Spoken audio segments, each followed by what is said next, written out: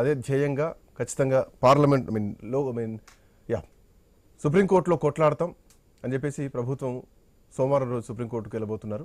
So ఇప్పటికే అభిషేక్ మను సింఘ్వీతో జూమ్లో మాట్లాడారు ముఖ్యమంత్రి రేవంత్ రెడ్డి, పీసీసీ మహేష్ కుమార్ గౌడ్, మీనాక్షి నటరాజన్, ఇంకా కొంతమంది బీసీ మంత్రులు.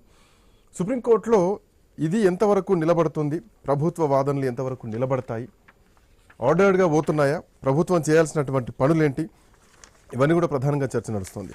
యా రాజ్కుమార్ గారు పంచాయతీ రాజ్ చట్టానికి అగెనెస్ట్గా ఉంది, సుప్రీంకోర్టు గైడ్లైన్స్కి అగెనెస్ట్గా ఉంది, సో ఇది పార్లమెంటరీ వ్యవస్థకు అగెనెస్ట్గా ఉంది.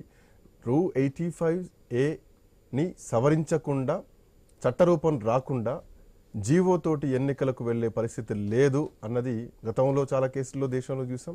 ఈరోజు తెలంగాణలో మళ్ళీ కూడా ప్రూవ్ అయింది.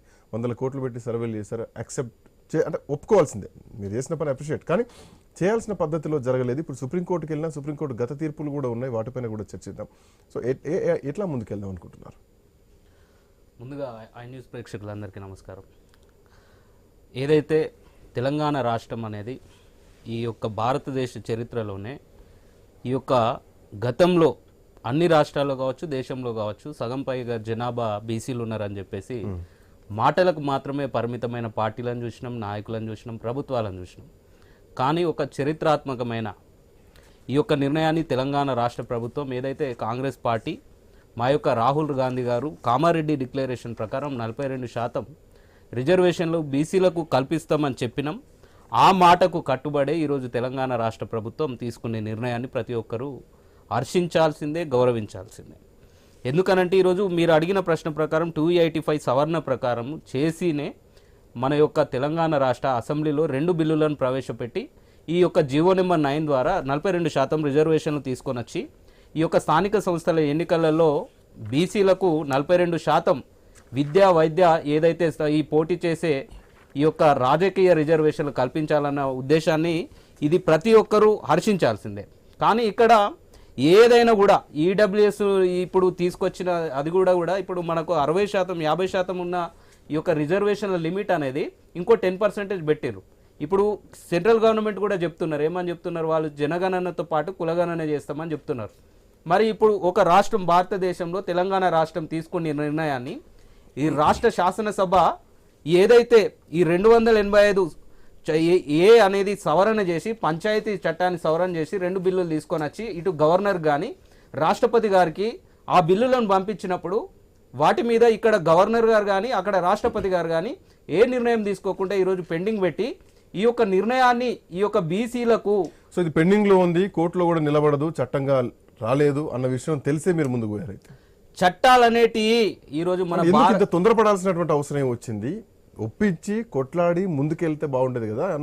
టక్క నోటిఫికేషన్ ఇచ్చేశారు, ఎలక్షన్ కమిషన్ ఇన్వాల్వ్ అయిపోయింది, కోర్టు అంతా ముందుకే చెప్పారు, ఒకవేళ మీరు ఎన్నికలకు షెడ్యూల్ ఇచ్చినా కానీ ఖచ్చితంగా ఇది కోర్టు పరిగణలో ఉంటుందని చెప్పేసి ముందే ఒక హింట్ ఇచ్చారు. ఆ రోజు హాలిడే టైంలో స్పెషల్ బెంచ్, వెకేషన్ బెంచ్ చేసినటువంటి విచారణలో మనం ఒకటి అనుకున్నాం.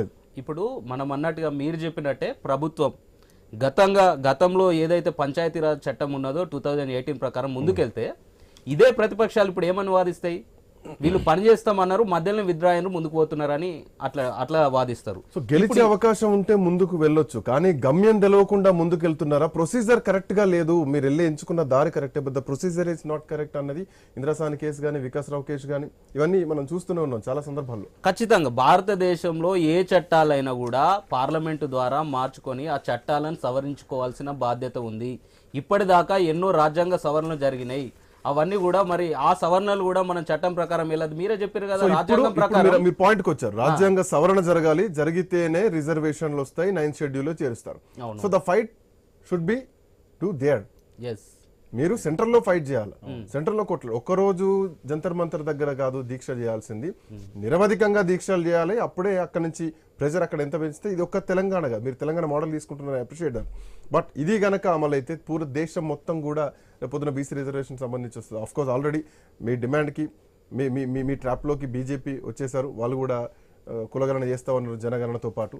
సో ఇది టైం పట్టొచ్చు, ఇది ట్రాప్ కాదు, వేడి ఇంకా పెంచాలి. దేశ ప్రజల యొక్క బీసీల యొక్క కోరిక, ఈ కోరికను గౌరవించి రాహుల్ గాంధీ గారు ఏదైతే అత్యధిక జనాభా ఉన్న ఈ యొక్క జనాభాకి రిజర్వేషన్లు కూడా వర్తించాలి. వాళ్ళు కూడా వెనుకబడి ఉన్నారు, వాళ్ళందరికీ రిజర్వేషన్ ఫలాలు అందినప్పుడే ఈ దేశంలో ఉన్న బీసీలు కానీ అట్టడుగు వర్గాలు కానీ బాగుపడతారని తీసుకున్న నిర్ణయాన్ని మా యొక్క ప్రభుత్వం, ఇప్పుడు తెలంగాణ రాష్ట్ర ప్రభుత్వం, కాంగ్రెస్ పార్టీ, రాహుల్ గాంధీ నిర్ణయం ప్రకారం తీసుకున్నదని అప్రిషియేట్ చేయాలి.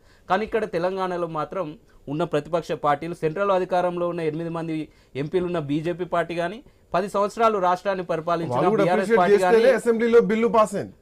వాళ్ళు అప్రిషియేట్ చేశారు. ఇప్పుడు 9th మనకు జీవో తీసుకొచ్చిన విధానం కానీ వెళ్తున్నటువంటి విధానం కానీ హడావుడిగా వెళ్తున్నారు.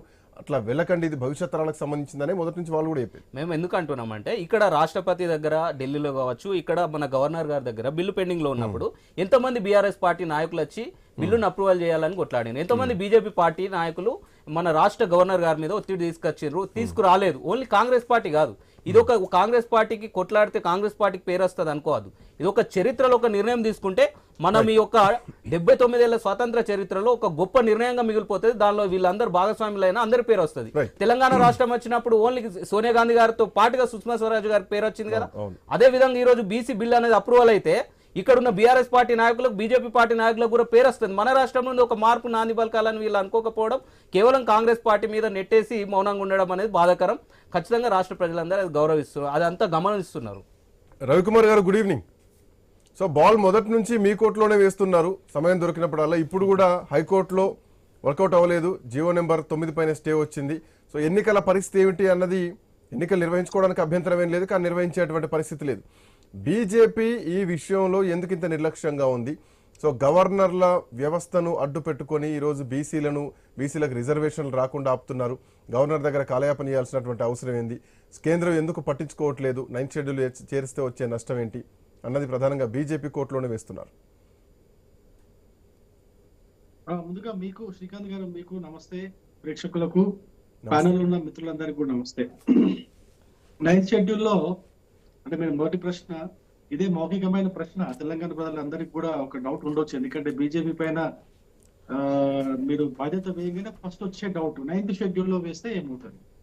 సుప్రీంకోర్టు ఒకప్పుడు ఒక వ్యాఖ్య కూడా చేసింది. ఏం చేసిందంటే, ఈ కాన్స్టిట్యూషన్ స్ట్రక్చర్ ఏదైతే ఉందో ఆ కాన్స్టిట్యూషన్ స్ట్రక్చర్ కి వ్యతిరేకంగా ఏదైనా చట్టం చేస్తే ఆ చట్టం 9th షెడ్యూల్లో ఉన్నప్పటికీ కూడా కోర్టులు ఇన్వాల్వ్ అవుతాయి అని సుప్రీం కోర్టు ఒక కేసు సందర్భంలో చెప్పింది. కావాలంటే మన ప్యానెల్లో అడ్వకేట్ గారు ఒకసారి మళ్ళీ రిపీట్ చేయరా?